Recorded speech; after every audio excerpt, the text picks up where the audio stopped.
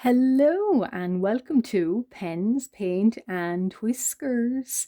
So for part 4 of Let's Draw a Fantasy Map Together, I'm going to finish off this fantasy map and you're going to see me finishing it off. So in part, if you've been watching along, this is part 4 of my fantasy map painting. And I've never done anything like this before in my life. Well, I have years ago, but not filmed it. And I made a fantasy map. I saw a Pinterest post on Pinterest, and somebody threw down grains of rice and drew around it. So I thought, well, that's quite interesting. So I want to do the same, but except I did not I did not use grains of rice. I used my breakfast, which is granola. And I threw them down and drew around them with a calligraphy dip pen and inked in kind of little sort of climates, what I wanted to see in my said fantasy map. And I've been going along inking it and drawing it in more.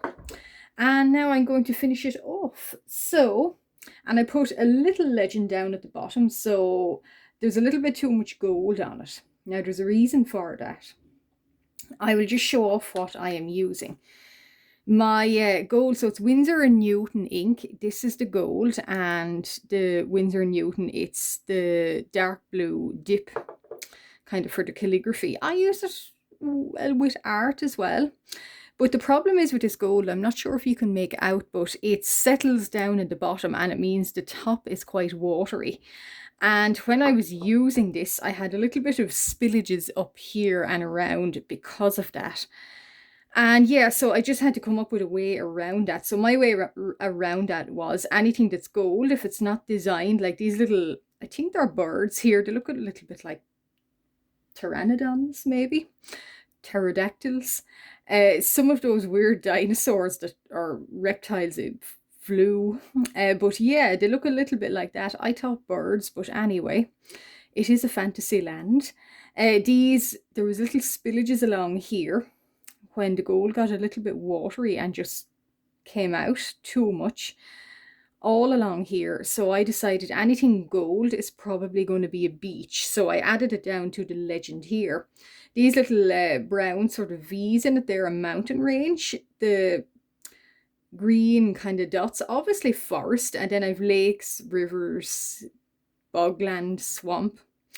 So I designed it around the granola that I had thrown down on the page, and where I threw more, I filtered it out. So I would throw a grain down and that would be a town. You know, throw another little bunch down and it would be a forest. So wherever something is on the map, you can bet that granola fell there. So that's the way I had of drawing it. So it was a fun little exercise, and I would recommend anyone wanting to do that for their fantasy land. Definitely use rice more so than granola, because granola can be a little bit in clusters. It's quite clumpy and you get kind of nuts and seeds along with it. If you want more details or a smaller area, I would use rice personally, but you live and you learn. So anyway, I'm going to get my dip pen. Now the gold I'm not quite happy with, certainly with this dip pen. So I'm just going to ink along, and I had sketched out some sea monsters. So every good fantasy map needs sea monsters. And I hope you can sort of see what it is I am doing here. Oh, okay. There we go. So this fella here is kind of like a whale. I guess he is a whale. I just sort of spent a good portion of last week looking at fantasy maps, or even real life maps, and what monsters they had on them. And a lot of the time they were just whales and things, but you know, when they were designed by these artists and cartographers, they certainly don't look like any whales I know. But some of them were. This fella kind of here is a bit like, I don't know, I guess sailors back in the day, they spotted right whales, and they decided that, you know, to them it looked like something monstrous. So I thought, interesting, I'll add him in. And if there is any space in any corner of your fantasy map, need sea monsters. That's what I think anyway. So he's getting inked in. So there we go. And I have a glazing material, so we might use this in this video. So that's what he looks like. And I might improve on him off camera. I'm not too sure yet.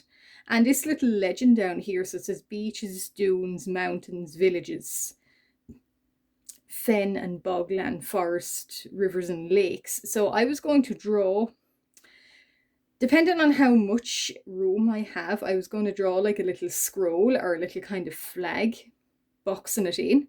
But I'll see. And I am drinking coffee, so you will kind of hear me taking sips and pauses. So I'll move it around, so hopefully you guys can see again. Yeah, so, and I had another kind of design for it's like more like a lake monster, but I like the look of him. He looks sort of like like the Loch Ness monster, sort of a long neck, typical long necked sort of creature. So I'll just ink him in. And I should say as well, this paper, if you've only came upon me, welcome, thank you very much for watching. This paper is Zealer 300 GSM watercolor paper. So, and the brown stain on the map, it's not coffee. Some people, use coffee in that, in kind of stain and paper. It's not coffee. It's actually Winsor Newton ink brown. I think it's nut brown ink. And what I did is I treated it a little bit like watercolor. I put it out in a dish and sort of, if you're used to watercolor, it can be watered down. And that's what I did with it. I watered it down and created this kind of brown sort of wash you can see. And around the corners, obviously, made it more concentrate and darker. So I think it really worked.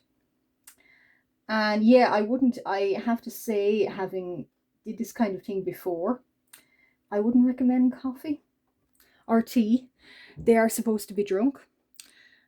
Not necessarily used as an art medium. It doesn't say, I don't mean to say that you can't use them, but I just think personally, if you want the paper, if you want it looking its best afterwards, and if you don't want it kind of grainy and scratchy, yeah, use Invest and get kind of brown ink. Now, I know I'm all for using kind of thrifted and different art supplies and not the costly ones, but I do think if you're big into fantasy maps and D&D and making things, I would say that brown ink, it would really work. It works a lot better than coffee. I never found coffee or tea working well on paper, and I just prefer to drink them anyway. So no, not for me, but anyway.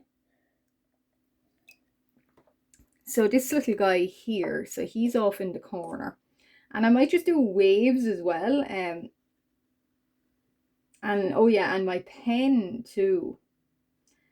So the pen is, I think it was in a calligraphy set that I got in kind of those stores like Lidl and Aldi. So it came with some kind of rudimentary bottles and kind of some nibs, and it's been faithful to me ever since. So I really like it. So yeah. And there we go, more waves. So I like him. He's interesting. So he's kind of like a snake, kind of serpentine creature. We'll put some scales on him. And at the end, I'll try the glaze and see how it works. So that's him. Every good map needs monsters.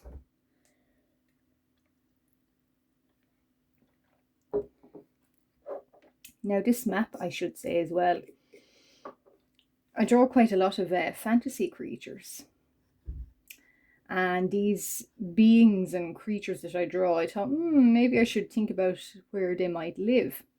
So that's exactly what I'm doing, and it's a little bit of fun. I like to mix it up and do different things on my channel and in my art journey. And yeah, I thought, why not have them kind of living in sort of somewhere where I can imagine even. But and that's why I'm doing this, really. Not that I'm going to stick with this. It's just a little bit of an experiment, and just showing what I do if I wanted to create a fantasy map, or what ideas I think are best for it. And personally, I think this idea it works really well. You might have another idea, that's okay too. Yeah, so I decided to put them all in this little kind of draw fantasy map for them. But this would be more beneficial, or certainly people that are more into D&D, Dungeons and Dragons, that kind of thing. I'm personally not, but if anyone is, would be really beneficial, I think. So that would be one way I would make an actual fantasy map, is, you know, throw some rice down on the paper and draw around it. Just, and when you're doing it, I explained back in video 2, I think, what I was thinking about climate-wise, because I'm no geographer. And I had to look at, like, being realistic, or somewhat trying for realism.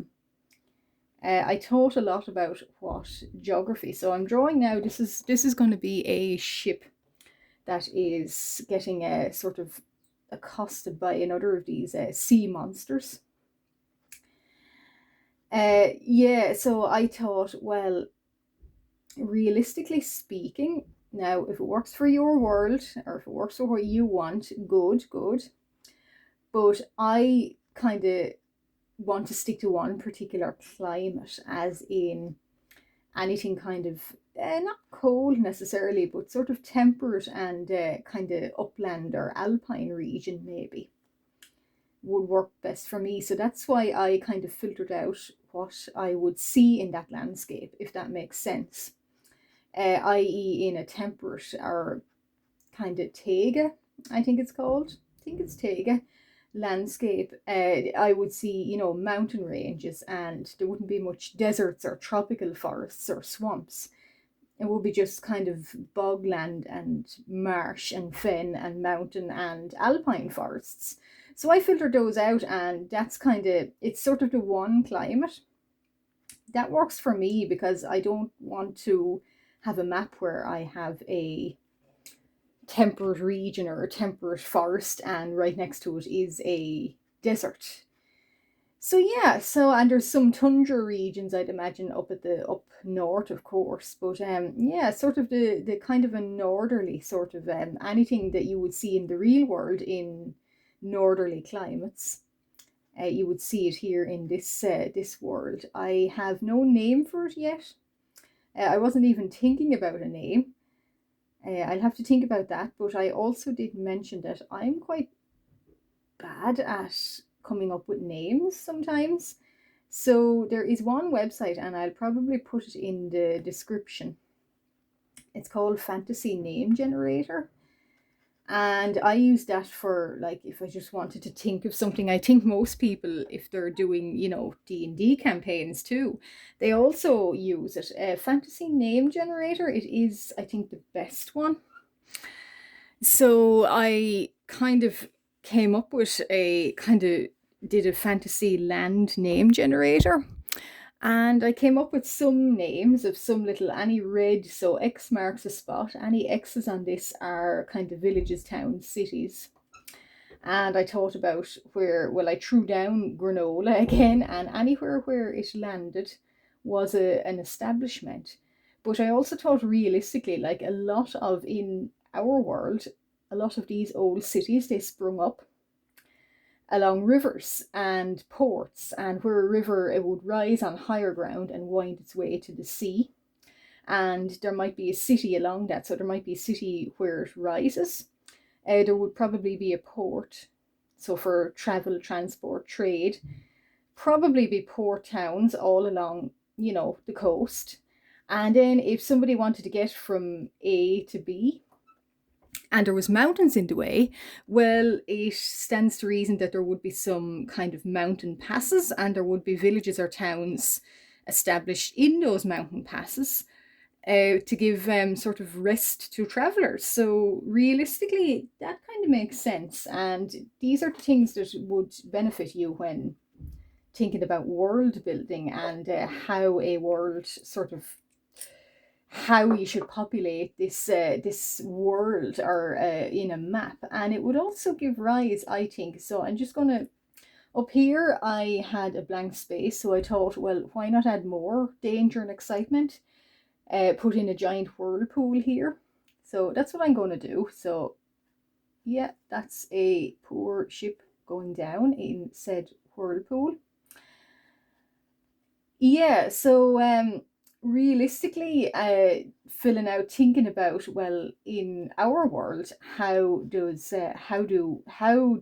kind of history, society, culture, that kind of thing, how it springs up and how it populates our sort of real life maps. So yeah, mountain passes, port cities, so travel and transport, things like that. And as I said, I'm no great world builder. I'm never going to say that I'm a storyteller, but I just thought, how would it make things a little bit more exciting and make sense? And as well as that, it can also lead to storytelling. So, for example, where are we? Yeah, so here, these just happen to be quite large splotches of granola, and I thought, oh, I might make lakes. So, yeah, so these little blue kind of dots are lakes. And there is one establishment between two lakes, and there is another.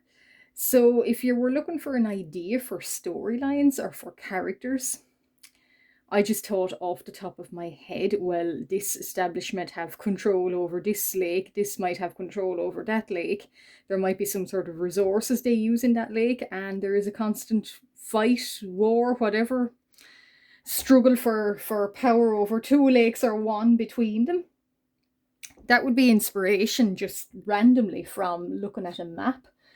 The same goes for these kind of mountain passes that they travelers going from this area over to here. These sort of set up around them, and these mountains might be quite dangerous. And actually, they are quite dangerous because I thought it would be quite fun to have creatures drawn in, living in said mountains. So that's how a map would make a good storyline, I think, as well. And you can totally, if you're into any kind of world building or any sort of storylines, kind of D&D, I'll say it again. If you want to make your own kind of a role play in any kind of game, think about how, when you've made a map, if you want to do like I did, just think about how kind of in the real world as well as in the fantasy world, how these resources also, and who would, any establishments, any places near them that they would sort of kind of, would any rivalries set up between them, would any kind of type of people or creatures that live in the area, also creatures, would they have particular control over one resource, one place, and they're fighting back the other one, but neither are right, neither are wrong. So kind of interesting sort of things to think about. And in real life, those things happen too all the time, and certainly from history they do. So what I'm going to do is trying to just check that my ink has dried, because I have smudged before. So here is a creature. I don't know what this creature is, but I just thought it would be quite interesting to have like a kind of horned mountain beast looking out over the crest of a mountain.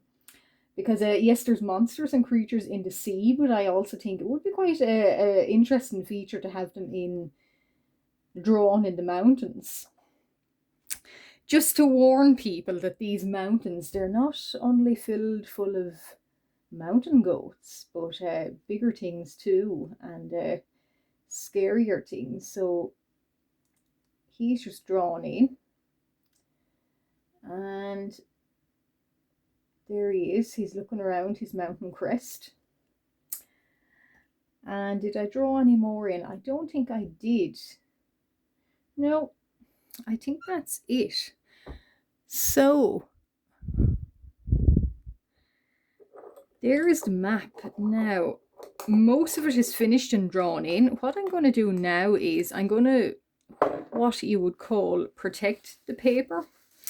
So as you can see, yes, this is 300 GSM watercolor paper, but when it dried, it got lovely crinkles to it. And I really like that. So it does look like, it's being rolled up and put in a traveler's knapsack. So I'm going to hopefully protect it with some gel. So it's like a glazing kind of Liquitex gloss gel. Yeah, so it kind of now, this puts a little bit of a gloss on things. But I like it. I think I'm going to do it here, and then you can also work over it. I've done this before in sketchbook pages. I'm just going to test a tiny little bit. I did test it in the corner. I just want to make sure that it definitely protects and it doesn't smudge. Most people have had successes with this that I've seen, and it doesn't smudge. Occasionally it will. It's Liquitex Gloss Gel Brilliantine, I think it's called. Or Gel Brilliant. Brilliantine is different. I think that's for hair. So you can also water it down. I don't, because I sort of like the kind of comes out not resiny in feeling, but it's a kind of a shiny sort of feeling that I like, and it feels like the pages are being protected. Now let this dry, because I have closed sketchbook pages on this before and opened them up and they've torn. So yeah, let it dry. But I think that's okay. So, and let the ink dry too before you put any of this stuff down. Some people water down. I don't, because I'm always afraid the water will smudge any ink. So I'm really trusting that this is not going to smudge. I've had a test done earlier and it didn't. So when this dries, it will dry quite shiny. So maybe you don't want that, but I do, because I think not only does it protect this paper and kind of protect what's on the paper and also what might come in contact with the paper. I kind of like the idea that this map might not necessarily be paper. It might actually be, in the old days, it might be a strip of leather that's potentially being used as a map or something, some vellum or something. So that's why I'm going for this sort of shiny sort of look. And I'm being really, really bold now, probably due to, I'm just checking the timing on the video. So when this dries, it's going to be, quite shiny and quite smooth, and it should give a kind of a hard and sort of silky kind of feel to it. And I want that because, I think it kind of gives that sort of feeling that it's vellum, so the map is not quite paper. As I'd imagine old maps were, more so, because, they stood up to things in knapsacks and in travellers' kind of cases. And they were kind of gave a little bit more of protection with the elements. So now it does dry in little bits of bunches, depending. That's okay. I want this to have kind of a roughened sort of, well, sleek and shiny, but maybe slightly rough around the edges too. And I resisted the urge to get a match or any kind of lighter and burn or tear at the edges. I might do so, but I kind of prefer the way it looks now. So it doesn't seem to be smudging. And tiny bits around the edges. Sometimes it does, so you just got to be aware of that. I'll go over it off camera too.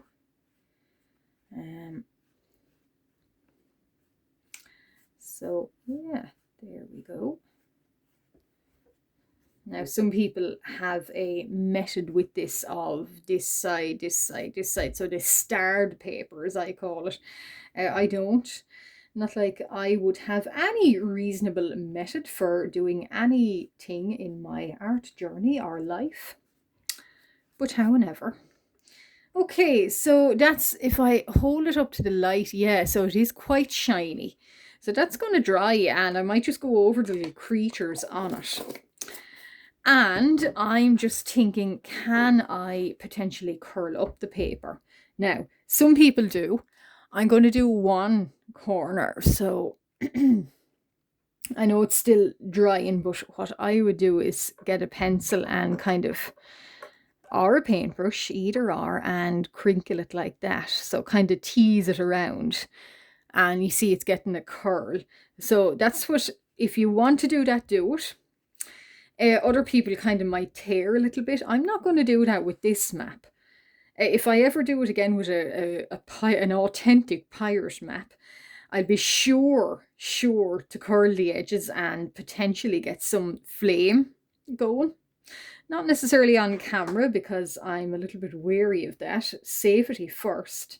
And definitely, if you decide to do that, definitely consider safety first. Yeah, so that's, yeah, that's going to dry very nicely. Yeah, so I might curl a little bit. I might curl each edge. And I'm not going to use flame for this. And I'm not going to tear it. Well, I might, but I haven't decided that yet. I might want to work on it a little bit more. So it can look like that. And you can kind of tear the edges. Now this paper, because of the glaze and because it's thick paper, yeah, it doesn't quite tear very well. So I'm going to leave that there, but I like it there. So that is part 4 of making a fantasy map. And please do consider liking and subscribing. And if you've been with me since the very start, thank you very much for still watching until the end. If you've just stumbled upon me right now and you're still here, thank you very much. And why not consider liking and subscribing? I do this kind of thing and many more projects all of the time. And I always have a new video out pretty much every week. And I do lives and shorts all of the time. All based on making 3D crafts, making just art in general. So why not consider liking and subscribing? And if you've been with me from the start and you're still here, thank you very much. But next time I will be doing something completely different again. Bye.